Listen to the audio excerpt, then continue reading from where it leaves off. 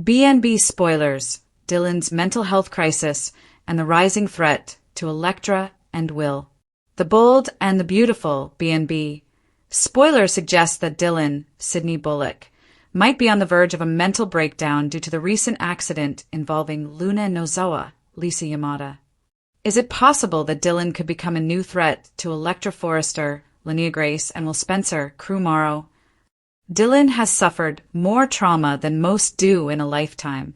Dylan has already endured more trauma than most people experience in a lifetime, especially after discovering that Ms. Sunshine was actually the dangerously unpredictable Luna. Initially, Dylan believed Luna was just a harmless expert in origami, but she quickly learned how perilous Luna could be. The fear for her own life became all too real when Luna left her bound and gagged behind closed doors at the beach house.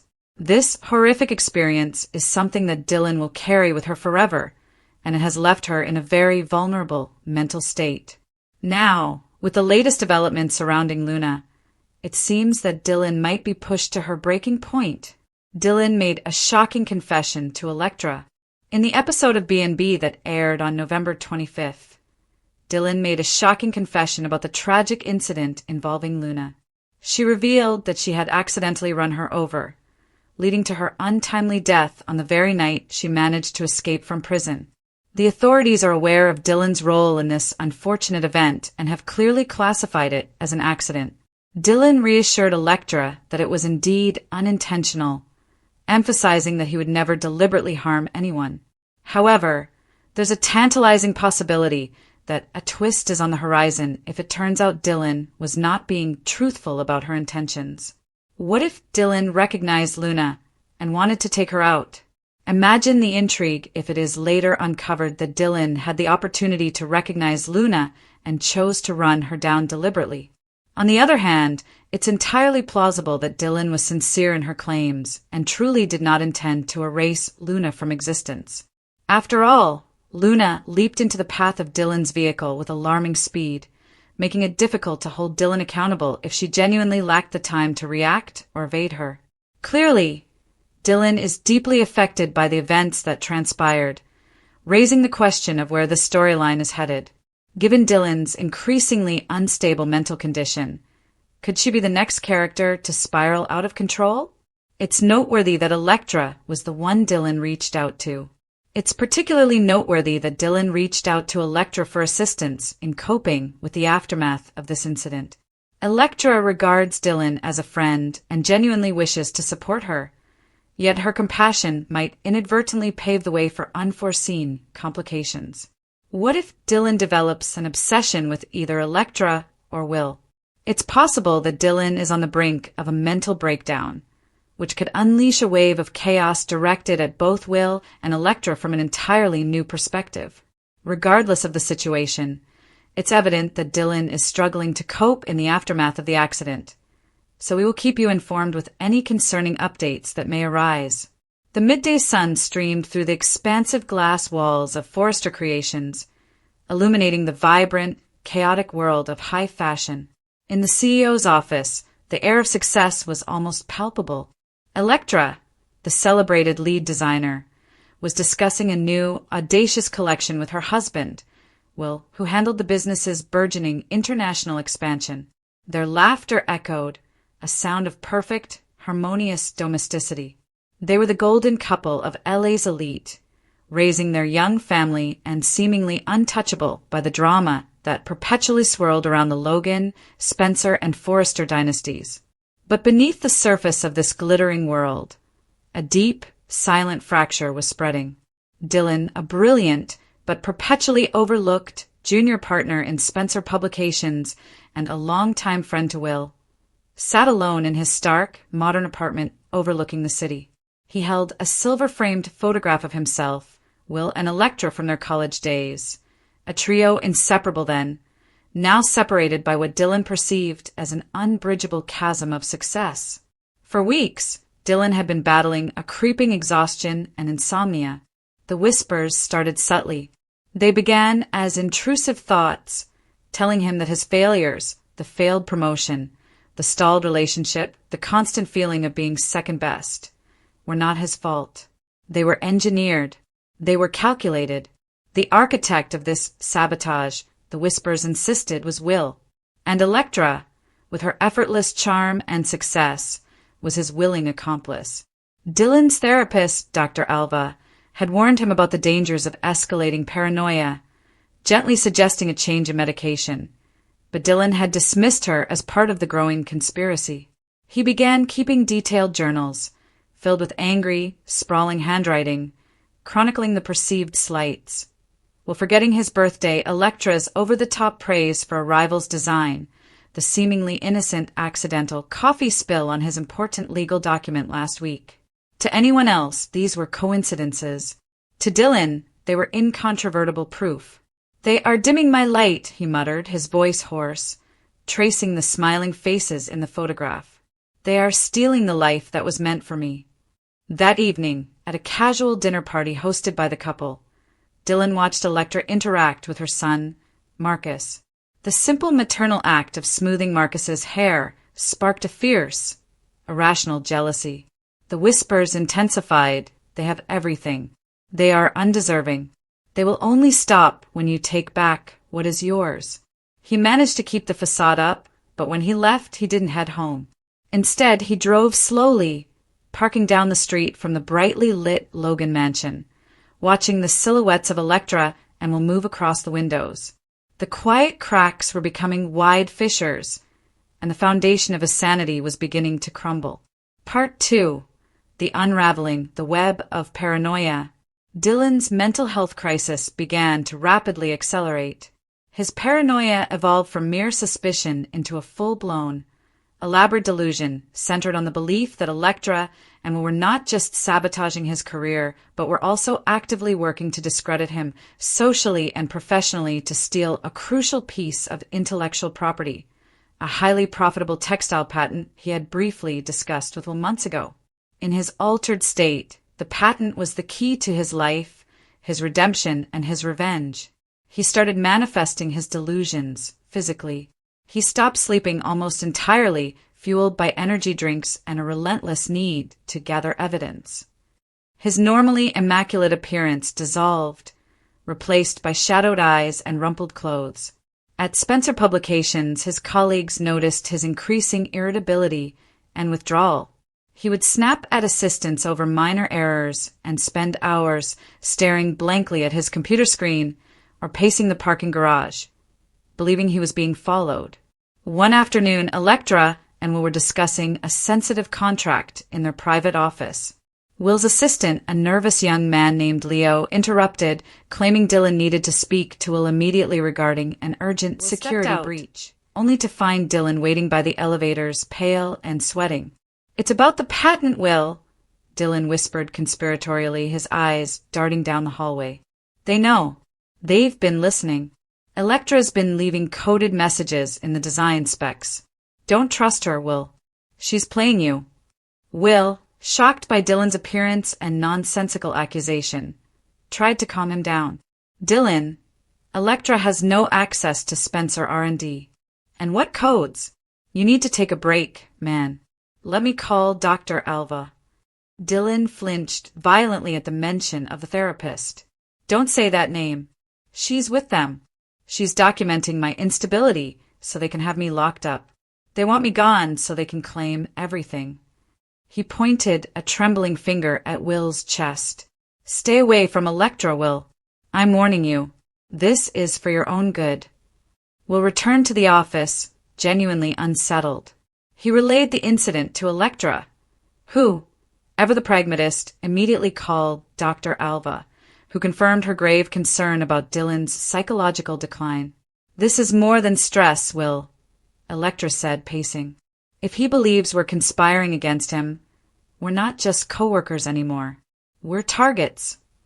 The threat became less abstract when Will's car brakes mysteriously failed on the 405 freeway, a near-fatal accident he barely escaped. The mechanics determined the fluid line had been cleanly, deliberately cut. Later that week, a crucial, one-of-a-kind mood board for Electra's upcoming gala was found shredded in her studio.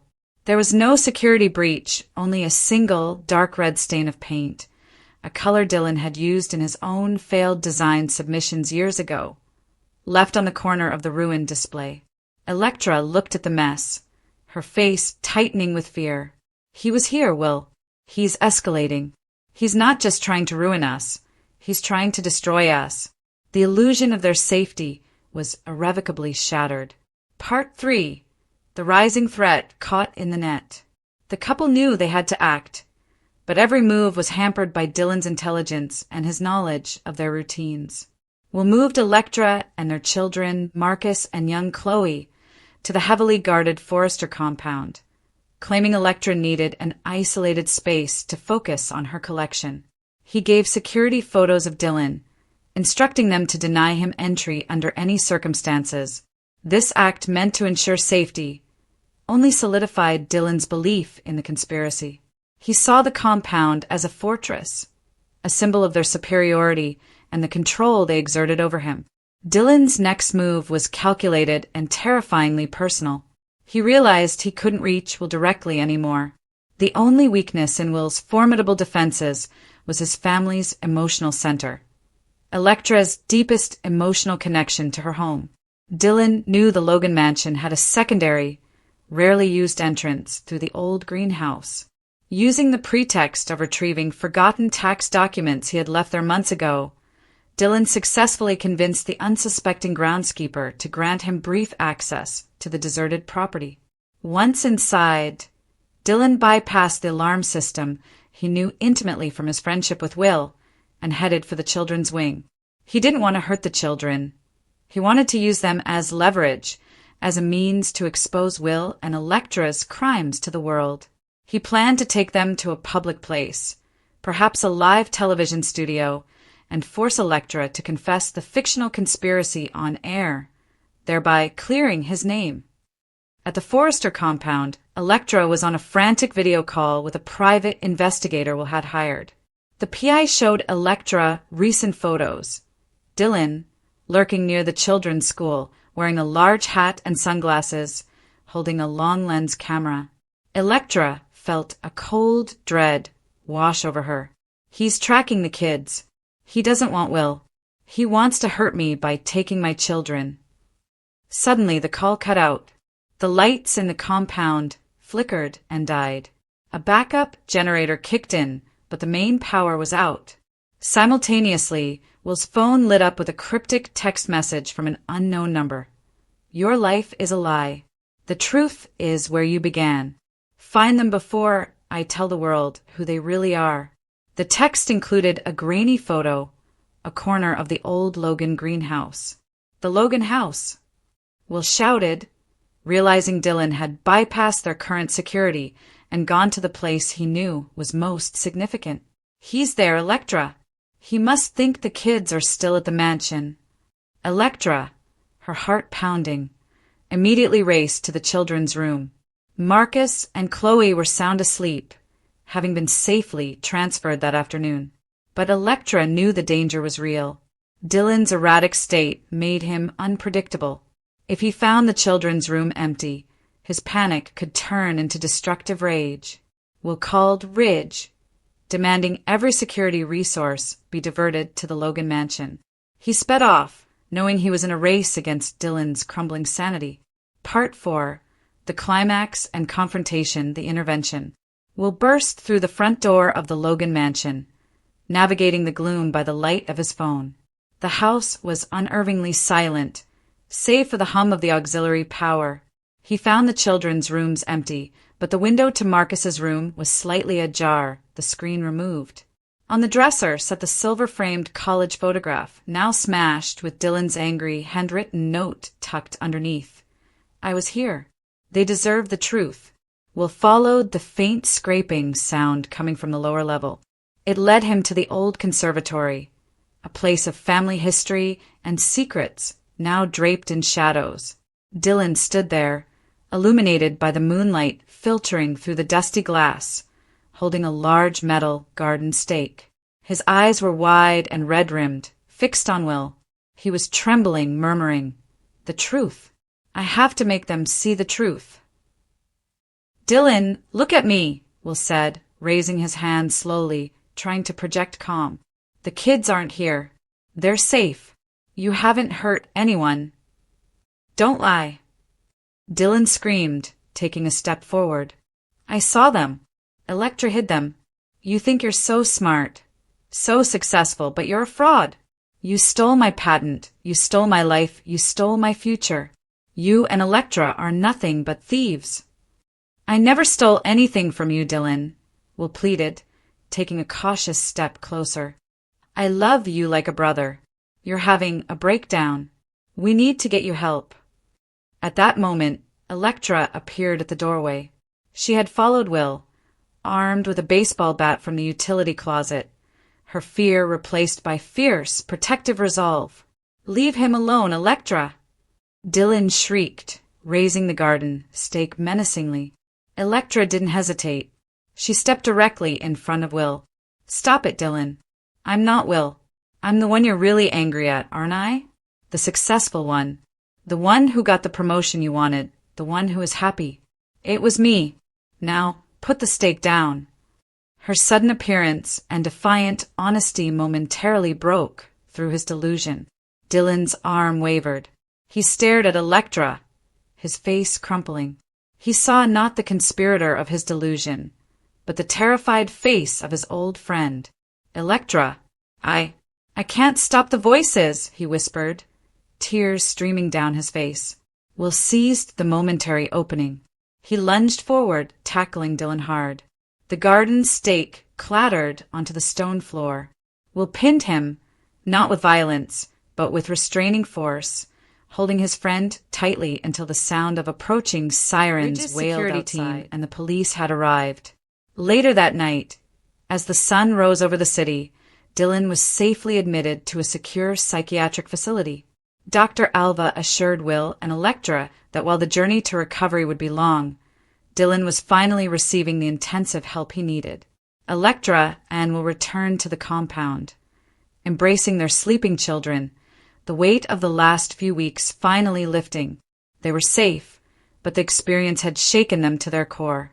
The shock of witnessing Dylan's profound suffering and the realization of how close they came to losing everything was a chilling reminder that in the world of high-stakes fashion and deep family ties, the greatest threats often come from the shadows of a broken heart and a fractured mind. Their gilded life had survived the storm, but they knew the scars and the memory of Dylan's desperate cry for help would remain forever. The paper was cream-colored, thick, and held no trace of violence. Yet it was the most shocking document Dylan had ever seen. It wasn't a death certificate or a police report. It was a timeline, a clinical inventory of his life events, compiled meticulously by Dr. Aris. Dylan sat in the silence of the sun-drenched office, the air conditioning a gentle, meaningless hum against the roar in his ears. He was 32, a successful architectural engineer, a man who designed structures that stood firm against the wind. But the structure of his own self was, according to the document resting on his knees, a miracle of desperate, improvised engineering, held together by sheer will and layers of cemented-over pain. He had come to Dr. Aris not for tragedy, but for exhaustion, a crippling, bone-deep weariness that no amount of sleep could touch. He thought he was depressed, perhaps burnt out. He had only given her the highlights, the events he considered major. Now, seeing them compiled, dated, and categorized, he understood. The shocking news wasn't a single event. It was the realization of the sheer volume of his past. It was the confirmation. Dylan had suffered more trauma than most do in a lifetime. The foundation, early voids and whispers. The timeline, titled Major Adverse Life Events, MALES, started simply, age 3, separation from primary caregiver, mother sudden, lengthy hospitalization. This was the void, the initial crack. He remembered not the pain, but the silence, the sudden, suffocating absence of the world's most necessary sound, his mother's lullabies. The doctor's note on the margin read, Foundation of insecure attachment. This was followed by age 4 to 7, emotional neglect and parental inconsistency. His father, a well-meaning but emotionally absent man, had returned from the war of his own marriage with a ghost in his eyes, often present but rarely there. Dylan's early years were a study in self-sufficiency, a small boy in a vast, quiet house, learning to interpret the flicker of distant emotions like a lonely mariner reading weather signs. He learned to shrink, to anticipate, and to apologize for breathing too loudly.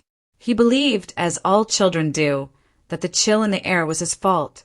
The next entry, stark and clinical, detailed the first profound physical scar, age 8, unsupervised accident resulting in compound fracture and emergency surgery. A playful fall from a dilapidated treehouse became a 5-day stay in a sterile white room, alone, while his father juggled 2 jobs and hurried, exhausted visits. It wasn't the broken arm that mattered. It was the realization that the world offered no reliable safety net, and that when pain came, you dealt with it in isolation. He remembered the night he heard the doctors whispering about infection, the night he prayed not for recovery, but for invisibility. He learned, early and often, that love was conditional and pain was guaranteed. He built his first internal wall then, brick by silent, terrified brick, right through his core. The crucible, teenage violence and betrayal. The middle section of the timeline was more jagged, charting the transition from developmental trauma to acute, single-event violence. Age 14, witnessing a violent altercation, home invasion/burglary. The family home, his fortress of fragile safety, was breached. He wasn't the target, but he was the paralyzed audience. The sound of the glass shattering, the guttural screams, the blinding, paralyzing fear. There were soundtracks that played on loop for a decade, always just beneath the surface noise of life. After that night, Dylan started sleeping less, running more, trying to outrun the phantom footsteps that trailed him through the night. The emotional cost was annotated. Shift to hypervigilance. Just when the hypervigilance was settling into a chronic state, the next shock arrived. Age 16. Betrayal by a trusted mentor, financial/emotional exploitation. This was the year Dylan allowed himself to trust, to lean on a figure outside the broken landscape of his home, a kind, older teacher who seemed to see the fragile, brilliant boy beneath the facade. He invested his adolescent hope in this man, only for that trust to be brutally weaponized, not only costing the family money they didn't have, but costing Dylan his belief in external goodness. The lesson was sharp, final, and devastating. Never rely on anyone. They will fail you, or worse, they will use you. He sealed the walls he had built, adding layers of cold, calculating distance around the perimeter of his heart, and he learned to project an impenetrable, calm facade. The following years were a relentless effort to compensate for the fundamental chaos of his life. The note at age 18 to 25, sustained high-stress state and dissociative coping mechanism, was a simple descriptor for a period of absolute self-destruction disguised as brilliance. He channeled his terror into relentless work, sleeping 4 hours a night, driven by the belief that if his performance was perfect, the world couldn't touch him. This self-imposed pressure, which led him to architecture, was itself a secondary trauma. He excelled because failure meant vulnerability, and vulnerability meant annihilation, the final blows and the quantification. Life offered no truce. The entries in his early 20s seemed designed to test the tensile strength of the man he was trying to become. Age 25, sudden loss of close friend, accidental drowning. This wasn't a friend from his troubled childhood, but a man he had met in college, someone who represented a future he was cautiously building, a healthy, unscarred connection. The randomness of the death confirmed the universe's capricious cruelty. There was no shield, no amount of control that could stop the inevitable collapse. Then came the event his friends knew about, the one they offered sympathy for. Age 27, near-fatal traffic collision, extended rehabilitation. This was the most recent, most recognizable trauma, a single, clean headline that masked the 6 months of agonizing physical and psychological reconstruction, the terror of immobility, and the crushing realization that even when he was doing everything right, fate could still deliver a knockout blow. He had walked away from the wreckage of the car, but the damage to his emotional foundation was already irreparable. The accident merely broke the surface, forcing him to face the fact that his body, too, was a fragile structure. Dr. Eris finally placed her finger on the summary line. The conclusion of 30 Dylan's years hands were suffering. shaking, making the cream paper rustle. 9.2, he whispered, the number feeling impossibly heavy. It looks like a test score. It is, in a way, Dr. Eris replied, her voice low. A test of endurance. You passed, but look at the sheer density of events. Most people experience 2 or 3 high-impact events in their lives, often separated by decades. Dylan, you experienced 9 major, separate events, not counting the chronic developmental neglect, before you were 30. The shocking news wasn't the details, which he knew in fragmented, buried pieces. The shocking news was the total. It was the quantification, the objective proof that his internal experience of constant vigilance and soul-crushing exhaustion was not a personal defect, but a logical, necessary response to a lifetime of relentless bombardment. He saw the list, the abandonment, the neglect, the compound fracture, the burglary, the betrayal, the burnout, the sudden losses, the accident. He wasn't broken, he was overburdened.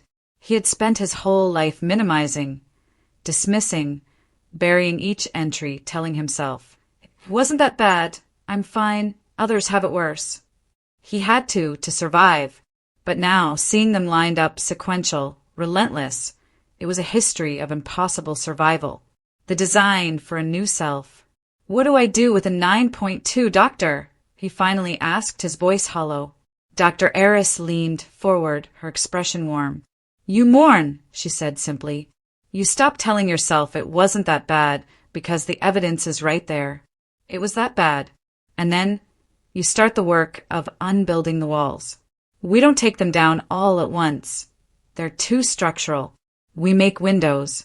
We make doors." She slid a second sheet of paper across the desk, a crisp white card that contrasted sharply with the worn timeline. It had a single, bold heading.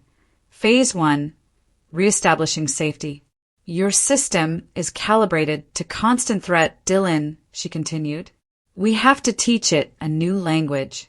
You have to learn that you are no longer the frightened 8-year-old in the hospital or the paralyzed 14-year-old watching the dark. You are an adult, strong enough to design your own environment. This is the start of your real life, the life not defined by survival, but by thriving. It's the hardest project you'll ever undertake. It will be messy. It will feel terrifying." She paused, letting the weight of her words settle. "But the good news, the truly shocking news in all of this, is that you are still here. Every single one of those events tried to destroy you, and every time you won. That's not just luck. That's strength.